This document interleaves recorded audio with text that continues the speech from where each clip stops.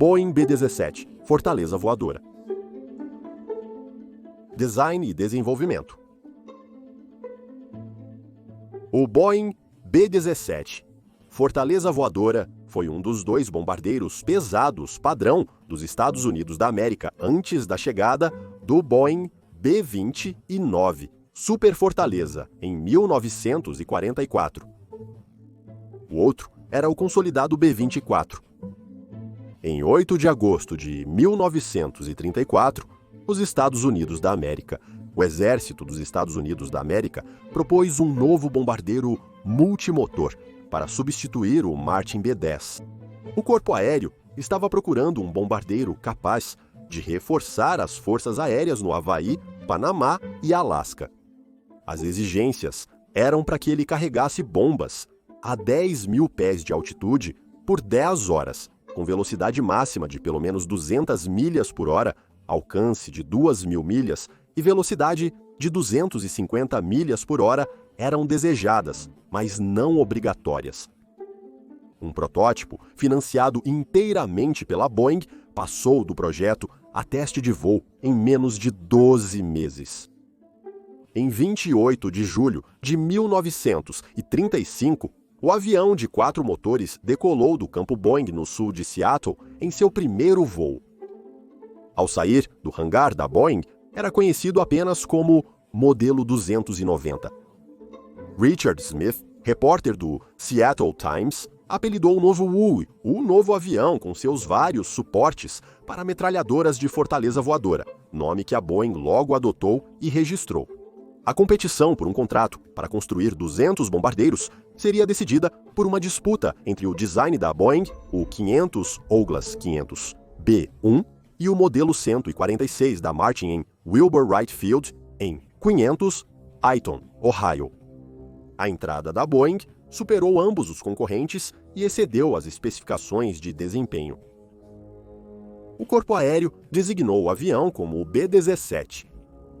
Era um monoplano de asa baixa que unia características aerodinâmicas do enorme bombardeiro XB-15 em projeto e do transporte modelo 247. O B-17 foi o primeiro avião militar da Boeing com um deck de voo, em vez de um cockpit aberto. Estava armado com bombas e metralhadoras de calibre 5.30 montadas em bolhas transparentes. Em 30 de outubro de 1935, o piloto de teste do Corpo Aéreo, Major Ployer Peter Hill, e o funcionário da Boeing, Les Tower, levaram o modelo 290 para um segundo voo de avaliação. A tripulação esqueceu de desengatar os bloqueios de rajada que travavam as superfícies de controle enquanto o avião estava no chão. Após a decolagem, a aeronave entrou em uma subida íngreme, estagnou, mergulhou e caiu, matando Hill e Tower. Outros observadores sobreviveram com ferimentos. Variação. Desencorajado pelo acidente e pelo alto custo do avião, o alto comando do Exército cancelou os planos de aquisição. No entanto, o Corpo Aéreo ficou impressionado com o desempenho do protótipo e, em 17 de janeiro de 1936, através de uma brecha legal, encomendou 13 IUB-17S designados IU-1B-17 após novembro de 1936 para denotar seu financiamento especial F1 para testes de serviço. O ITRO B-17 incorporou uma série de mudanças significativas do modelo, incluindo motores mais potentes Wright R1000 820-39 Cyclone. A oposição diminuiu e, no final de 1937, mais 10 aeronaves designadas B-17B foram encomendadas para equipar 2 grupos de bombardeiros, um em cada Estados Unidos, costa, melhorados com flaps e leme maiores e um nariz de plexiglass de 10 painéis bem enquadrado. Os B-17Bs foram entregues em 5 pequenos lotes a partir de julho de 1939, até março de 1940. Em julho de 1940, foi emitido um pedido para 512 B-17s, mas ao mesmo tempo do ataque a Pearl Harbor, em dezembro de 1941, menos de 200 estavam em serviço. A aeronave passou por várias alterações em cada uma de suas etapas de design e variantes. Dos 13 o Pato B-17s encomendados para testes de serviço, 12 foram usados pelo segundo grupo de bombas de Langley Field, Virgínia, para desenvolver técnicas de bombardeio pesado, e um foi usado para testes de voo pela divisão de material em Wright Field, Ohio. Enquanto os modelos de AA-500 foram projetados defensivamente, o BEM-500 EZ-7 e de cauda grande foi o primeiro modelo focado principalmente na guerra ofensiva. O B-17 e foi uma ampla revisão do design do modelo 299. A fuselagem foi estendida em 10 pés, com a adição de uma fuselagem traseira maior, barbatana de cauda vertical, leme, estabilizador horizontal e uma posição de artilheiro na nova cauda. Duas versões experimentais do B-17 foram pilotadas sob diferentes designações, o XB-38 e o ICO-B-40. O XB-38 era um banco de testes para os motores Allison V1000, 710, refrigerados a líquido, caso os motores direitos usuais do B-17 ficassem indisponíveis. O único protótipo XB-38 a voar caiu em seu nono voo e o tipo foi abandonado. O ILCO B-40 era uma modificação defensiva fortemente armada do B-17 padrão usado para escoltar bombardeiros antes do P-50 e um Mustang, um caça de longo alcance eficaz, se tornar disponível. Quando o definitivo B-17G apareceu, o número de armas havia aumentado. De 7 para 13, os designs das estações de armas foram finalizados e outros ajustes foram concluídos. O B-17G foi a versão final da fortaleza voadora, incorporando todas as mudanças feitas em seu antecessor, o B-17F, e no total, 8.680 foram construídos, o último pela Lockheed, em 28 de julho de 1945. Planejamento da Segunda Guerra Mundial. O B-17 serviu em quase todos os teatros da Segunda Guerra Mundial, mas foi usado principalmente pelos Estados Unidos da América. 8ª Força Aérea, baseada na Inglaterra, para bombardear alvos alemães. As primeiras missões ocorreram durante o dia, para maior precisão, mas essa estratégia, junto com a falta de escolta adequada de caças, resultou em pesadas perdas de aeronaves e tripulação. Com o avanço dos aprimoramentos, melhor treinamento de pilotos e táticas, o B-17 se tornou uma arma formidável na Guerra dos Aliados contra a Alemanha. Não havia uma maneira fácil de atingir a Alemanha, pois uma invasão transcanal da Europa ainda estava a anos de distância. Os britânicos vinham bombardeando pelo ar, mas as pesadas perdas os forçaram a mudar para bombardeios noturnos de área, reduzindo muito a eficácia. Os americanos, por outro lado, defendiam o bombardeio de precisão diurno, utilizando sua avançada e ultra-secreta mira de bomba Norton. Eles também acreditavam que tinham uma aeronave que poderia entrar e sair da área-alvo, sem escolta, e retornar para casa em segurança. Nos anos seguintes à Primeira Guerra Mundial, os Estados Unidos foram fortemente influenciados pelo teórico italiano de poder aéreo Giulio Due, que defendia um grande investimento em uma força de bombardeiros para voar sobre as linhas de frente, destruir a infraestrutura do inimigo e quebrar sua vontade de lutar. Em teoria, nas palavras do primeiro-ministro britânico Stanley Baldwin, o bombardeiro sempre conseguirá passar. Os americanos acreditavam que o B-17, com o local de bomba Norton, poderia ser esse bombardeiro. O local da bomba foi desenvolvido e implantado secretamente durante os anos 30. Consistia em um local telescópico estabilizado, giroscopicamente acoplado a um computador eletromecânico no qual o bombardeiro alimentava entradas para altitude, condições atmosféricas, velocidade do ar, velocidade do solo e deriva. Durante a corrida da bomba, o local foi escravizado ao piloto automático para guiar a aeronave até o ponto exato de liberação nas mãos de um bombardeiro habilidoso. O Norden era notavelmente preciso.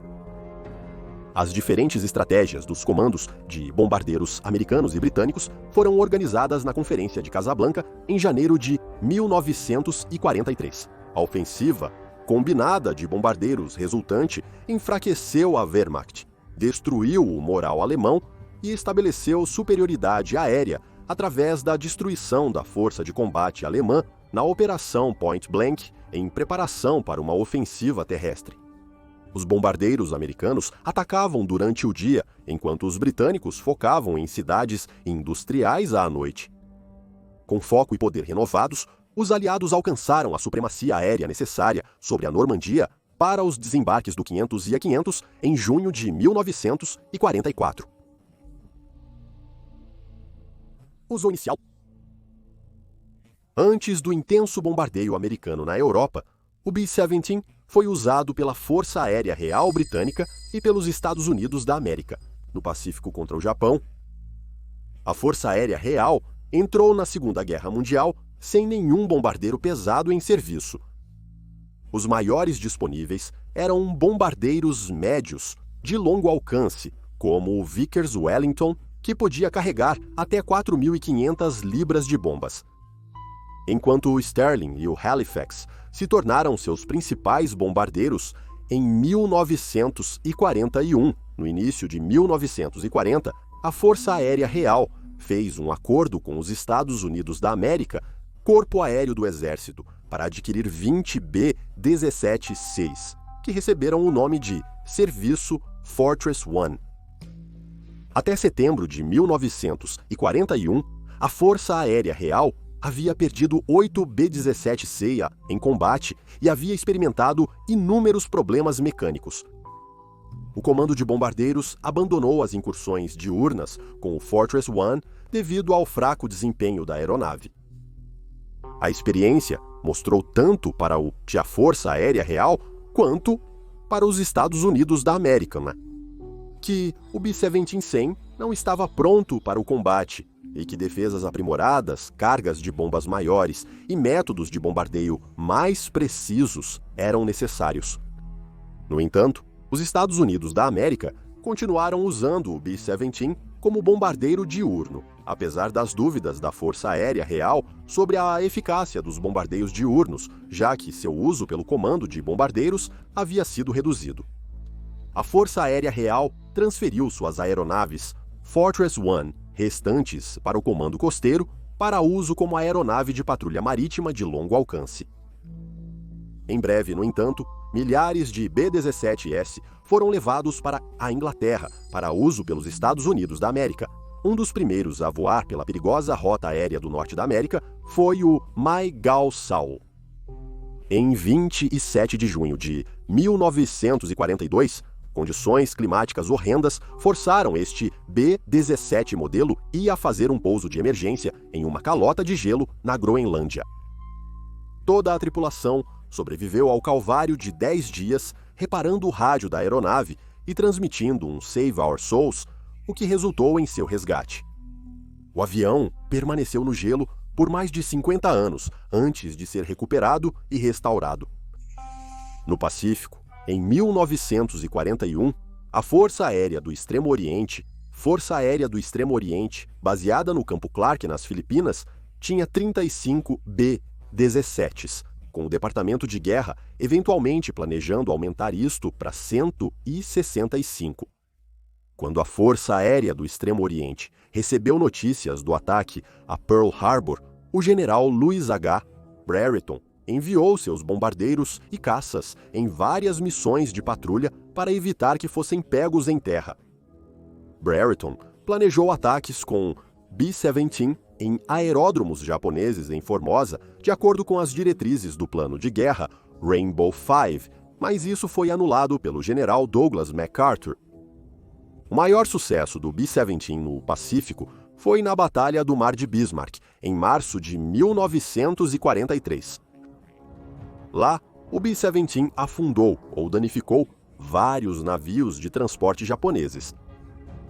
No auge, 168 bombardeiros B-17 estavam no Teatro do Pacífico em setembro de 1942, mas já em meados de 1942, o general Arnold decidiu que o B-17 era inadequado para o tipo de operações necessárias no Pacífico e fez planos para substituir todos os B-17s no teatro por B-20 e 4s e mais tarde, B-20 e 9s, assim que se tornassem disponíveis.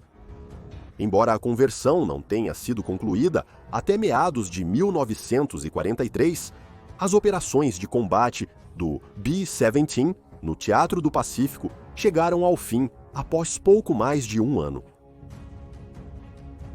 Operações americanas na Europa. O primeiro ataque do B-17 nos Estados Unidos da América ocorreu em 17 de agosto de 1942, quando 12 aviões atacaram os pátios de manobra de trens em Rouen, França. O número de bombardeiros americanos continuou a aumentar na Europa, com ataques e perdas se acumulando. Enquanto os Estados Unidos da América, embora a 15ª Força Aérea dos Estados Unidos da América também tivesse B-17s, o grupo mais famoso a voá-los durante a guerra foi o dos Estados Unidos da América, 8ª Força Aérea, baseada na Inglaterra. Os B-17s da 8ª enfrentaram alguns dos combates mais ferozes da guerra. Conforme os americanos adentravam a Europa, as missões ficavam mais letais. Um dos piores dias para o B-17 e sua tripulação foi a segunda incursão na produção de rolamentos em Schweinfurt, Alemanha, em 14 de outubro de 1943. As perdas foram tão pesadas na missão que ficou conhecida como Quinta-feira Negra. O B-17, apesar de toda a sua armadura e poder de fogo, simplesmente não conseguiu continuar a voar sem escolta contra enxames de aeronaves de combate alemãs e seu sofisticado sistema de defesa aérea. Claramente, algo tinha que ser feito porque o bombardeiro não estava conseguindo passar. Mas a ajuda logo chegou quando o North American P-50 e um Mustang começou a chegar, a 8ª Força Aérea, sitiada em números suficientes para fazer a diferença. Os B-17 finalmente possuíam um caça-escolta para suas missões na Alemanha, permitindo-lhes intensificar os ataques às defesas e indústrias alemãs. Os caças de escolta reduziram a taxa de perda para menos de 7%, com um total de 247 B-17s perdidos em 3.500 missões. Em setembro de 1944, 27 dos 42 grupos de bombardeiros da 8ª Força Aérea e 6 dos 21 grupos da 15ª Força Aérea usavam B-17. As perdas para a artilharia antiaérea continuaram a afetar os bombardeiros pesados durante 1944, mas a guerra na Europa estava sendo vencida pelos aliados e em 27 de abril de 1945, 2 dias após a última missão de bombardeio pesado na Europa, a taxa de perda de aeronaves era tão baixa que as aeronaves de substituição já não estavam mais chegando e o número de bombardeiros por grupo foi reduzido. O ataque conjunto dos bombardeiros estava praticamente concluído. O B-17 era conhecido por sua resistência em batalha, atingindo seu alvo e retornando com a tripulação em segurança. Wally Hoffman, um piloto de B-17 na Segunda Guerra Mundial, afirmou que o avião pode ser atingido e quase destruído pelo fogo inimigo, mas ainda assim trazer sua tripulação de volta para casa. Após examinar B-17s e B-20 e 4s destruídos, oficiais da Luftwaffe descobriram que, em média, levava cerca de 20 acertos com projéteis de 20 mm disparados pela traseira para derrubá-los.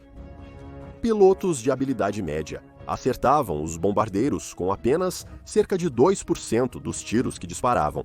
Então, para obter 20 acertos, o piloto médio tinha que disparar 1.000 projéteis de 20 mm em um bombardeiro.